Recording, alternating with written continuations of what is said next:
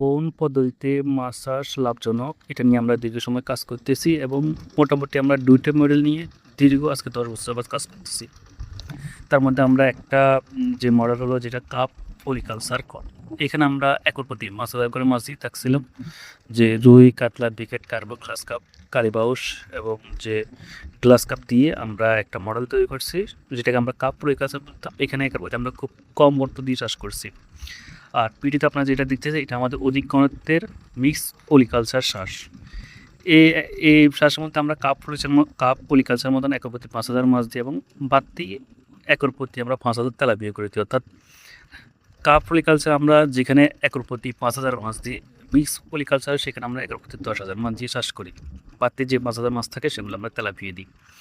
এবং আমরা দেখতেছি যে মিক্স পলিকালচার যে চাষটা সেটা খুবই লাভজনক এবং এই পদ্ধতিতে লোকসান হওয়ার সম্ভাবনা খুবই কম। ভিডিও আপনি লক্ষ্য করে দেখবেন আমাদের এই পুকুরের বয়স মাত্র ৬ মাস আছে এবং এখানে প্রতিটা তেলাপিয়া সাইজ ১.৫ কেজি প্লাস হয়ে গেছে। আমরা এখন তেলাপিয়া সবগুলো নিয়ে নিচ্ছি এবং যে আমাদের কার্প জাতীয় যে মাছগুলো আছে সেই মাছগুলো আমরা পানিতে ফেলে দিচ্ছি।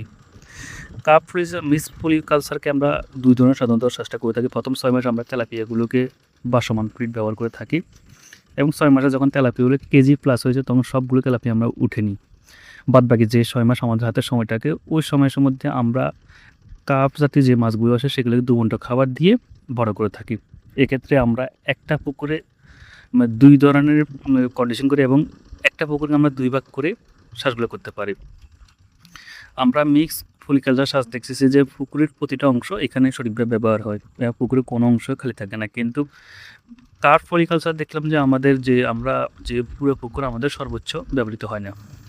মিক্স পলিকালচার কাজটি আমরা খুব কাছ থেকে দেখছি যে মিক্স পলিকালচারের যে তেলাপিগুলো আমরা দিয়ে থাকি সেই তেলাপিগুলো খুব অল্প সময়ের মধ্যে, অর্থাৎ ৫ থেকে ৬ মাসের মধ্যে কাঙ্ক্ষিত সাইজ ১ কেজি ১.৫ কেজি অনায়াসে হয়ে যায়।